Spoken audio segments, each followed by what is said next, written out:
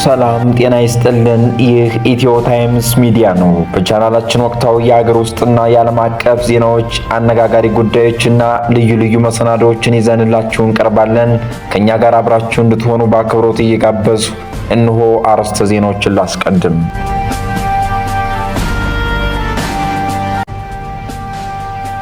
የሀገራችንን ስም በዓለም አቀፍ የእውቀት መድረክ ላይ በታላቅ ኩራት ያስጠራ ኢትዮጵያዊ ወጣት ታሪክ ሰርቷል። ይህ ወጣት ማን ነው? የምንነግራችሁ ይሆናል። በቅርቡ በትምህርት ሚኒስቴር የተንጸባረቀው ሀረማያ ዩኒቨርሲቲ ባካሄደው 12ኛው ብሔራዊ የምርምር ጉባኤ የኢትዮጵያ ከፍተኛ ትምህርት ስርዓት ከቁጥር ወደ ጥራት ለመሸጋገር የያዘውን አቅጣጫ ቢያሳይም ከጀርባው ግን በርካታ አከራካሪና አነጋጋሪ ጥያቄዎችን አስነስቷል። በዜና ትንታኔያችን እንመለከተዋለን። የአሜሪካና ኢራን ግጭት የዓለም ኢኮኖሚን እየፈተነ ነው። ከሳምንታት በፊት በአሜሪካና ኢራን መካከል የተደረገው የተኩስ አቁም ስምምነት ለአጭር ጊዜ የፈጠረውን የመረጋጋት ሁኔታ በድጋሜ በተቀሰቀሰ ወታደራዊ ግጭት ተረብሿል። የመካከለኛው ምስራቅ ቀጠና እንደገና የዓለም የደህንነትና የኢኮኖሚ ትኩረት ማዕከል ሆኗል። ይህን ጉዳይ በዝርዝርና በስፋት እንመለከተዋለን። አብራችሁን ቆዩ።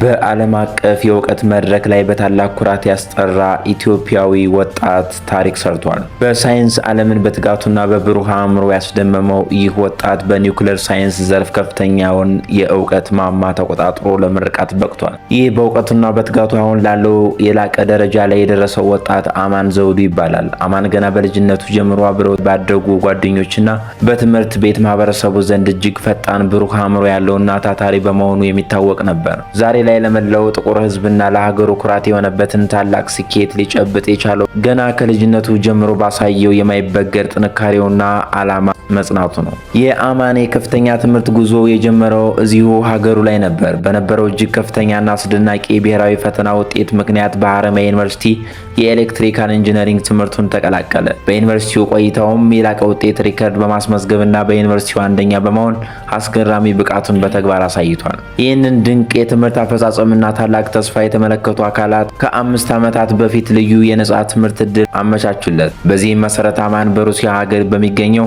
በዓለም አቀፍ ደረጃ እጅግ ታዋቂና ስመጥር በሆነው ብሔራዊ የምርምር የኒውክሌር ዩኒቨርሲቲ በኒውክሌር ሳይንስ ዘርፍ ትምህርቱን ለመከታተል ወደዚያው አቀና።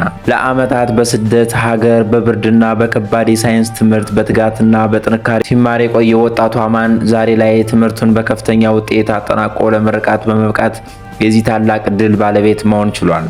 እኛም ለሀገር ኩራት ለሆነው ለወንድማችን አማን ዘውዱ ለዚህ ታላቅ የኒውክሌር ሳይንስ ምረቃው የተሰማንን ታላቅ ደስታ እየገለጽንን እንኳን ደስ አለ ለማለት እንወዳለን። ያገኘውን ይህ ታላቅ እውቀት ለሀገርና ለዓለም የሚተርፍ የወደፊት የስራና የህይወት ጉዞም ይበልጥ በታላላቅ ስኬቶች በበረከት የተሞላ እንዲሆን ከልብ እንመኛለን።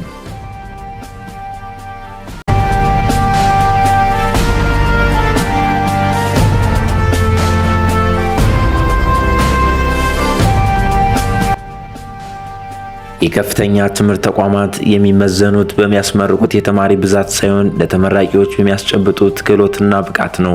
ይህ አቋም በቅርቡ በትምህርት ሚኒስቴር የተንጸባረቀው ሀረማያ ዩኒቨርሲቲ ባካሄደው 12ኛው ብሔራዊ የምርምር ጉባኤ ላይ ነበር። ይህ አገላለጽ የኢትዮጵያ ከፍተኛ ትምህርት ስርዓት ከቁጥር ወደ ጥራት ለመሸጋገር የያዘውን አቅጣጫ ቢያሳይም ከጀርባው ግን በርካታ አከራካሪና አነጋጋሪ ጥያቄዎችን አስነስቷል።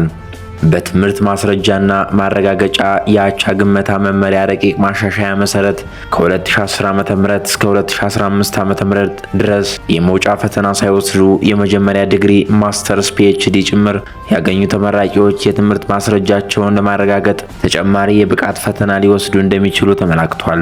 ይህ ማሻሻያ ዋና ዓላማው አድርጎ የያዘው የትምህርት ሰነዶችን ተአማኒነት ማረጋገጥና የሐሰት ማስረጃዎችን መከላከል፣ የተመራቂዎችን እውነተኛ ብቃት መመዘን እንዲሁም የሥራ ገበያ በጥራት ላይ የተመሰረተ ብቁ የሰው ኃይል እንዲያገኝ ማስቻል እንደሆነ ተገልጿል። ሆኖም ግን ከ2015 ዓ.ም ጀምሮ ብሔራዊ የመውጫ ፈተና ወስደው ያለፉት በተለየ ሂደት እንደሚስተናገዱ ታውቋል። ከ2010 እስከ 2015 ዓ.ም የተመረቁ ዜጎች በአሁኑ ወቅት በስራ ዓለም ላይ የተሰማሩ ናቸው። የመውጫ ፈተና አለመኖሩ ደግሞ የግለሰቦቹ ምርጫ ሳይሆን የስርዓቱ ውሳኔ ነበር። ታዲያ የቀድሞው የስርዓት ክፍተትና የተቋማት ድክመት ዛሬ ላይ ለምን በተመራቂው ላይ ብቻ ተጨማሪ ሸክምና ቅጣት ሆኖ ይጫናል የሚለው ጥያቄ የፍትህና የተጠያቂነት ጥያቄን አጉልቶ አውጥቷል። ዩኒቨርሲቲዎች ተማሪዎቻቸውን ከንድፈ ሐሳብ ባለፈ ተግባራዊ ክህሎትና የሥራ ፈጣሪነት ብቃት የማስጨበጥ ኃላፊነታቸውን በአግባቡ ተወጥተዋል ወይ የሚለውን የሀረር የዩኒቨርሲቲ ጉባኤ የሚያነሳው ትልቁ ተቋማዊ ክፍተት ነው። በአንድ ፈተና ብቻ የትምህርት ጥራት አይገነባም። ከተቋማት ሪፎርም፣ ከመምህራን ብቃት ማሻሻያ፣ ከስርዓተ ትምህርት ማሻሻያና ከኢንዱስትሪ ትስስር ጋር አብሮ ካልተጓዘ ፈተናው የጥራት ማሻሻያ መሳሪያ ሳይሆን ለተመራቂዎች ተጨማሪ ሸክም መሆኑ አይቀሬ ነው። ዋናው ጥያቄ ፈተናው መኖሩ ላይ ብቻ ሳይሆን የትምህርት ስርዓት ራሱ ምን ያህል ጥራት፣ ተጠያቂነትን ያረጋግጣል የሚለው ላይ ነው።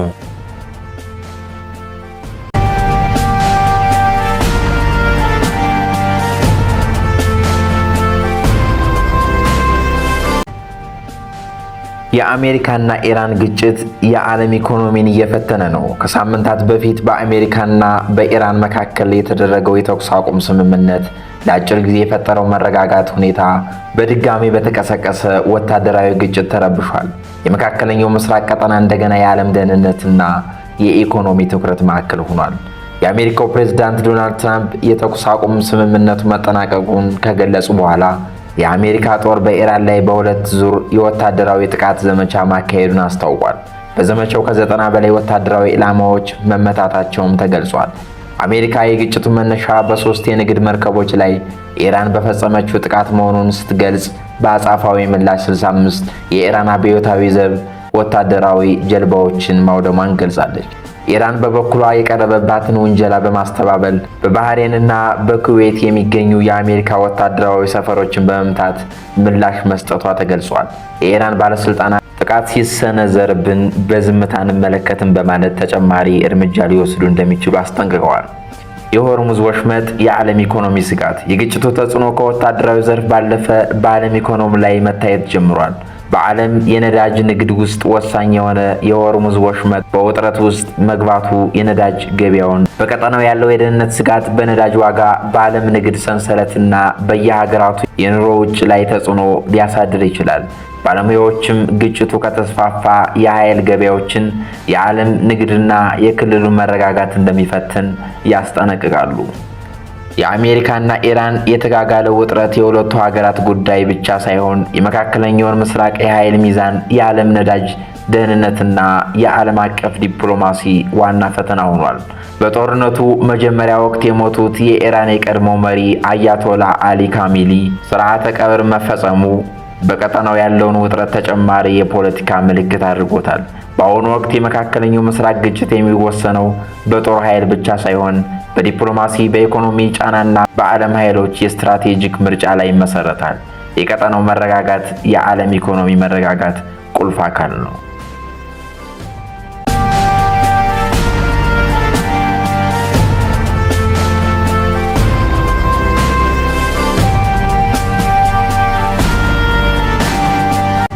የዛሬው ዝግጅታችን እዚህ ላይ ያበቃል። በየቀኑ የሚለቀቁ አዳዲስ መረጃዎች እንዳያመልጧችሁ ቻናላችን ሳብስክራይብ ማድረጋችሁን እንዳትረሱ። ቪዲዮውን ከወደዳችሁት ላይክ እና ሼር በማድረግ ድጋፋችሁን አሳዩን። ስለነበረን ቆይታ እጅግ በጣም እናመሰግናለን። መልካም ጊዜ